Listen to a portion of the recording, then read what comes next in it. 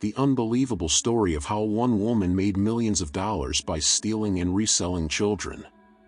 Between 1924 and 1950, a woman named Georgia Tann abducted and separated more than 5,000 children from their parents, many of whom were poor and unwed mothers. Tann looked like a grandmother, and few families had any idea that she was actually a Tennessee baby farmer. During her time working at the Tennessee Children's Home Society, she and her network of social worker spotters would search for children to pull into their operation.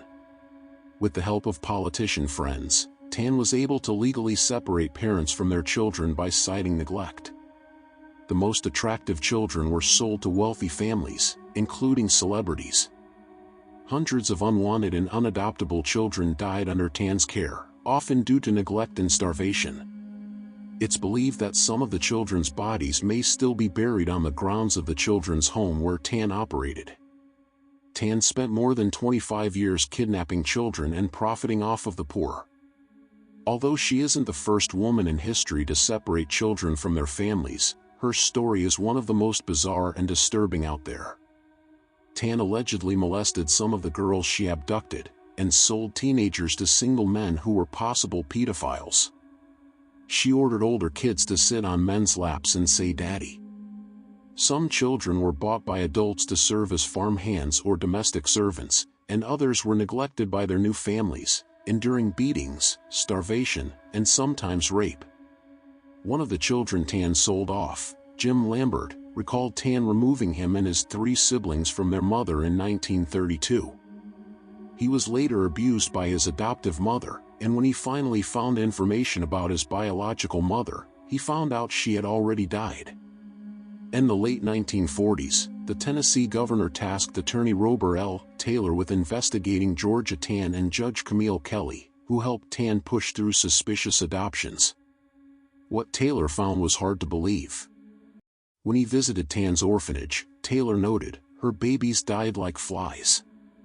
Taylor speculated that Tann made more than $1 million selling children. It was common for the kids to be transported out of state at night to meet their adoptive parents, with many of the children going to California and New York. Under Georgia Tann's directive, children were abducted from the streets, daycare centers, and even churches. She and her operatives took kids born to mothers serving time in prison or placed in mental hospitals. Others were stolen from the hospital shortly after they were born. Doctors, nurses, and social workers were in on Tann's operation together, whisking the infants off before anyone noticed. Some doctors would even take bribes to tell new parents that their babies had died at birth. A number of the abducted children died, and others were adopted out. But their real identities were kept secret, and records were falsified.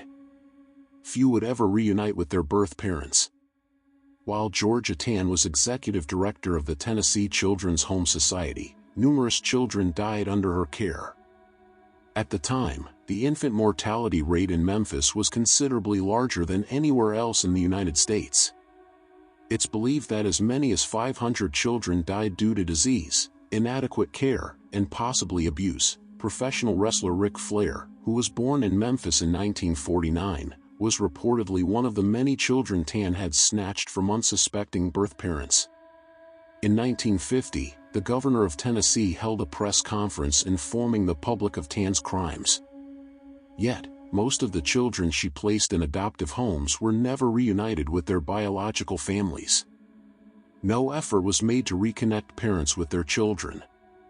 In 1995, following years of red tape, the victims were finally allowed to get access to their birth certificates and adoption records. Even then, only a small percentage reconnected with their birth mothers. Tann died from uterine cancer at the age of 59 in September of 1950. Just days earlier, the state of Tennessee announced the case against her. If you like my video, please subscribe to my channel. Thank you.